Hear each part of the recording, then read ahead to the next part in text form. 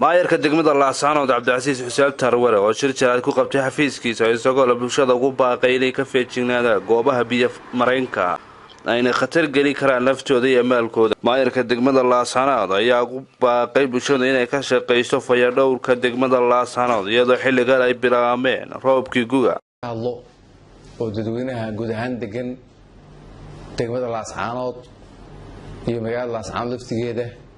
in halka ugu jeediyo كلي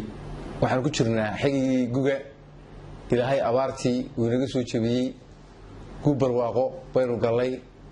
marka dadka waxaan ugu baaqayaa inay iska ilaaliyaan inay degaan meelaha togaga inay iskaga baxaan si dadkaasi waxyeello naga soo gaarin dadku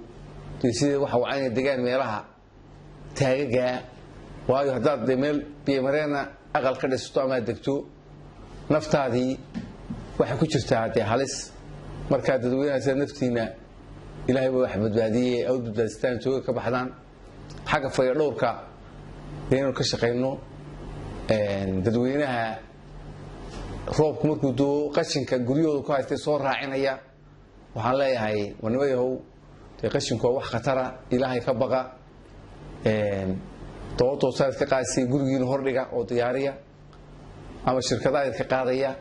laakiin inaad qashinkii raacisaan biyihii muxuu ahaa roobka oo wax khatara kulli dadku xanuunaya muxuu ahaa diintooyin badan bay ka hadashay waa inaad muxuu ahaa hawshan iska ilaalisaan. maayarka degmada Laascaanood ayaa ka hadlay diyaar garowga xuska 18 May saad la socoto waxaan ugu soo socotaa 18 May maalintii qarannimada Soomaaliland in guud ahaan dadweynaha gobolka Sool gaar ahaan degmada Laascaanood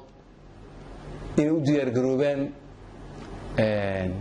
nin walba gurigiisa calankiisu loo rinji mariyo waa mid lama huraana maalintaana si nabadgelyo aad kaga qayb gashaan cirool iyo caruurba inaad soo diyaar garoodaan muxuu ahaa maalinta aan weyneyno aad soo diyaar garoodaan baa idinka rabaa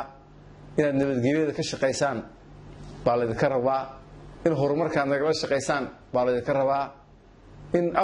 aftahanimo iska hayaa meelahan istaagaan dadka wax propaganda ku akhriyaan muxuu ahaa waa laga fiican yahay qadar tarabi Somali News Laascaanood.